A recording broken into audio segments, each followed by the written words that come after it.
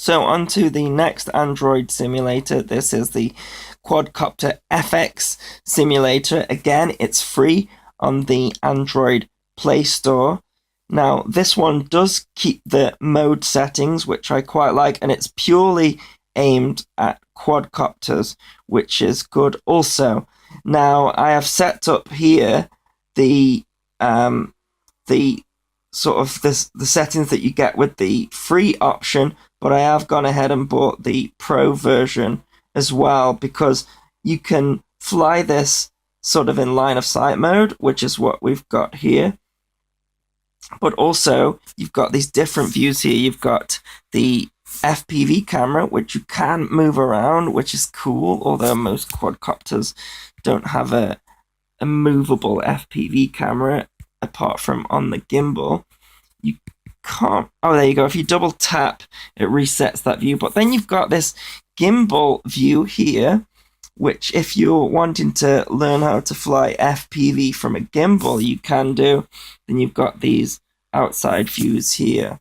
Now, if I go into the settings here, we've got, now that, as I say, this is the Pro version. These advanced settings are grayed out on the free version, but you can change the control sensitivity, the auto stabilize sensitivity. So I'll just move that up there because I currently have that off.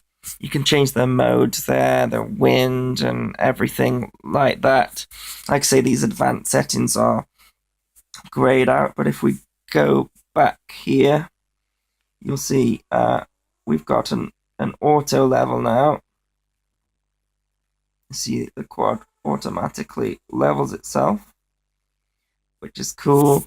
And then you've got all sorts here. You've got return to launch, smart control, position hold. This, so it's gonna, I've got it in the return to home mode at the moment. It's gonna slowly land.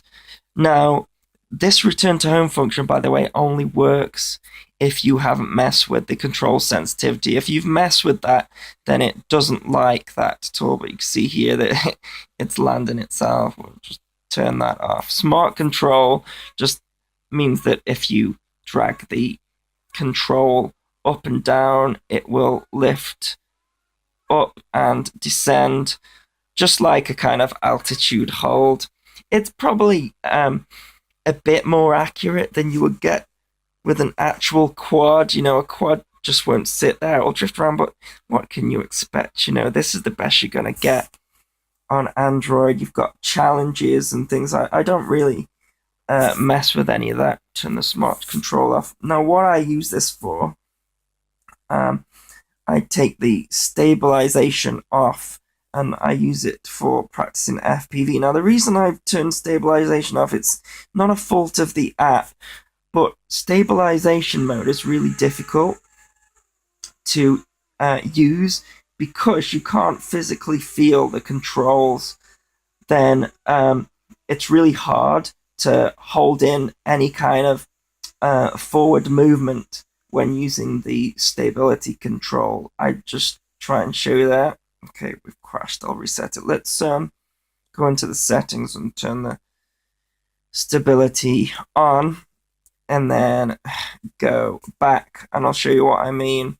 I'm going to go back into FPV view.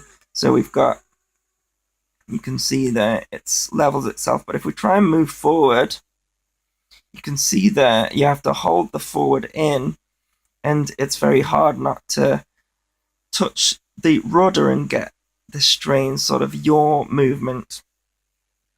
So very difficult to use the auto level function and sort of get any kind of realistic quad movement. But if we, like say, what I've been using it for is going into the settings, turn the auto stabilize off, and then you can fly it a bit like how you would fly a mini quad, which is with the auto level off. And then what I like to do is with that is change the control sensitivity. The return to launch doesn't work. It kind of causes a glitch if you start messing with that. But what you can do then is you can start doing things like rolls and flips and things like that. You've got this nice hood here. I'm getting some graphic issues there, which I think is caused by my video recorder. I tend not to get that when I'm not recording video at the same time. So, but yeah, as you can see here, you can practice your rolls and get a general idea of what it's like to fly one of these bigger sized quadcopters. Again, I wouldn't use this simulator and then go ahead and buy a big quadcopter. I would go ahead and get one of the mini quadcopters like the Hubson or something like that. This is my favorite quad anyways, the one that you get for free, but you've got this sort of DJI Phantom, very low quality version, and then you've got this kind of DJI 450 quad as well. But this is my favorite, this sort of carbon fiber generic quad, so I'm gonna keep it as that. But then with the Pro version, you get these different scenes. I just want to show you, because there's one scene here that is absolutely awesome. I spend so much time on it. And it's kind of like you're in the middle of the ocean. You've got this lady here that sort of looks at the quad. Now, I'm sure that if you owned a boat like this, your partner would be thrilled that you brought a quadcopter along for the ride with you. But yeah, I'm not going to look too much into that. You've got these boats here. Ours is stationary, the one that we took off from. You've got this one that is moving quite fast. Now, it's not a very politically correct simulator. You've got these dolly birds who are at the front of the boat there. But you can land on the boat. You've got this landing platform on the boat, which is quite fun. Like say you've got a female on the quad that we took off from, and I thought, oh, over here we've got a boat that is just normal. But as you fly closer here, you can see that we've got a lady that is in a sort of Titanic position, king of the world.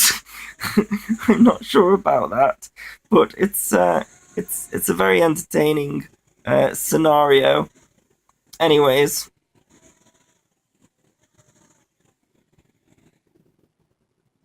yeah, so this is really cool. The graphics are pretty good considering it's on Android.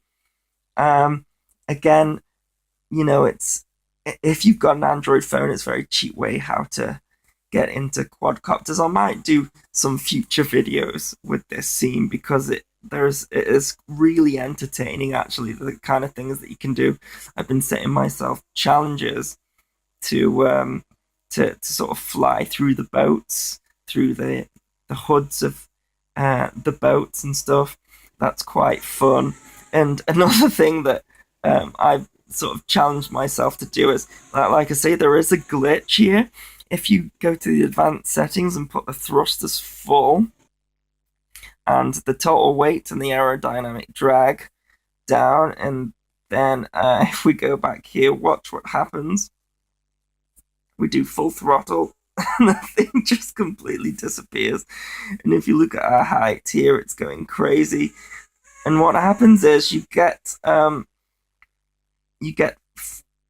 5,000 feet, and then the thing automatically goes into the return to home. But if you've got the controls set to the full extreme, the return to home can't deal with it at all, and it goes crazy. And I set myself a challenge. You see, when we get to 5,000 feet, it returns back to home, and I try then to control it back to a controlled landing.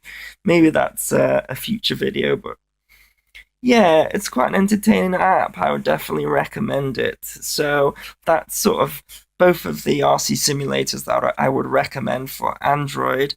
And so onto the PC simulators.